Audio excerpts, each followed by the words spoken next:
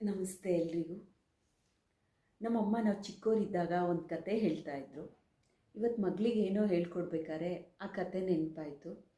ನಿಮ್ಮೆಲ್ಲರಿಗೂ ಶೇರ್ ಮಾಡ್ಕೊಳ್ಳೋಣ ಅಂಥೇಳಿ ಈ ವಿಡಿಯೋ ಮಾಡ್ತಾಯಿದ್ದೀನಿ. ಏನಪ್ಪ ಆ ಕತೆ ಅಂದರೆ, ಒಂದು ಸತಿ ಒಬ್ಬ ಕಳ್ಳ ಗಲ್ಲಿಗೆ ಏರಿಸೋ ಪ್ರಸಂಗ ಬರುತ್ತೆ. ಗಲ್ಲಿಗೆ ಏರಿಸುವಾಗ ಸಾಮಾನ್ಯವಾಗಿ ನೀನು ಕೊನೆ ಆಸೆ ಏನಪ್ಪ ಅಂತ ಕೇಳೋ ಥರ ಅವನು ಕೇಳಿದರು.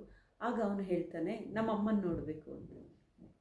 ಸರಿ, ಗಲ್ಲಿ ಹೇರ್ತಾನಲ್ಲ ಅಂತ ಹೇಳಿಬಿಟ್ಟು ಅವ್ರ ಅಮ್ಮನ ಕರೆಸಿದ್ರು. ಅವ್ರ ಅಮ್ಮನ ಕರೆಸಿದಾಗ ಅವನು ಅವ್ರ ಅಮ್ಮನ ಹತ್ರ ಓಡೋಗ್ಬಿಟ್ಟು ಅವ್ರ ಅಮ್ಮನ ಕಿವಿ ಜೋರಾಗಿ ಕಿತ್ತು ಬರೋ ಥರ ಅವ್ರ ಅಮ್ಮನ ಕಿವಿ ಕಚ್ತಾನೆ.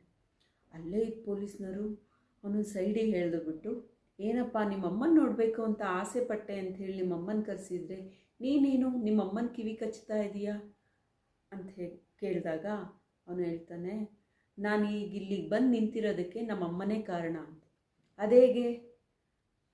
ಆವಾಗ ಕಳ್ಳ ಹೇಳ್ತಾನೆ, ನಾನು ಚಿಕ್ಕವನಿದ್ದಾಗ ನನ್ನನ್ನು ಬುಟ್ಟಿಯಲ್ಲಿ ಕೂರಿಸ್ಕೊಂಡು ತಲೆ ಮೇಲೆ ಹೊತ್ಕೊಂಡು ನಮ್ಮಮ್ಮ ಹೋಗ್ತಾ ಇರಬೇಕಾದ್ರೆ ಪಕ್ಕನೇ ಒಬ್ಬರು ಹಣ್ಣಿನ ಬುಟ್ಟಿ ಎತ್ಕೊಂಬರ್ತಾಯಿದ್ರು. ಅದರಿಂದ 2 ಹಣ್ಣು ತಗೊಂಡು ಇಟ್ಕೊಂಡೆ. ನಮ್ಮಮ್ಮ ಬುಟ್ಟಿಯಿಂದ ನನ್ನ ಕೆಳಗೆ ಇಳಿಸಿದಾಗ ಆ 2 ಹಣ್ಣು ನಮ್ಮಮ್ಮಂಗೆ ಕೊಟ್ಟೆ. ಆವಾಗ ನಮ್ಮಮ್ಮ ಖುಷಿಯಿಂದ, ಭೇಷ್ ಮಗನೇ, ಒಳ್ಳೆ ಕೆಲಸ ಮಾಡಿದೆ ಅಂಥೇಳಿ ಹೊಗಳಿದ್ದು.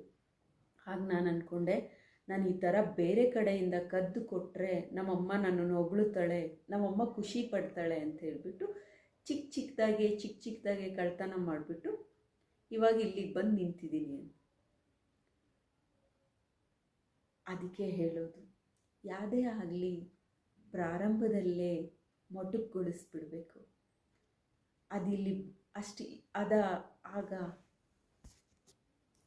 ಯಾವುದೇ ವಿಷಯನೇ ಆಗಲಿ ತಪ್ಪನಿಸಿದ್ದನ್ನು ಪ್ರಾರಂಭದಲ್ಲೇ ಮೊಟಕುಗೊಳಿಸ್ಬಿಡ್ಬೇಕು, ನಿಲ್ಲಿಸ್ಬಿಡ್ಬೇಕು. ಅದು ಇಷ್ಟು ದೊಡ್ಡದಾಗಿ ಬೆಳೆಯೋಕ್ಕೆ ಬಿಡಬಾರ್ದು. ಯಾವುದೇ ವಿಷಯ ಆಗಲಿ ತಪ್ಪನಿಸಿದ್ದನ್ನು ಪ್ರಾರಂಭದಲ್ಲೇ ತಡಿಬೇಕು.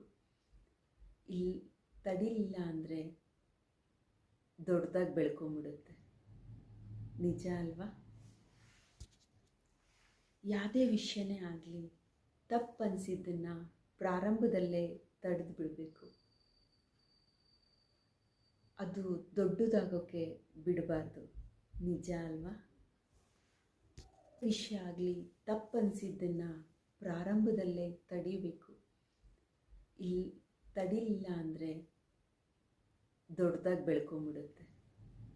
ನಿಜ ಅಲ್ವಾ?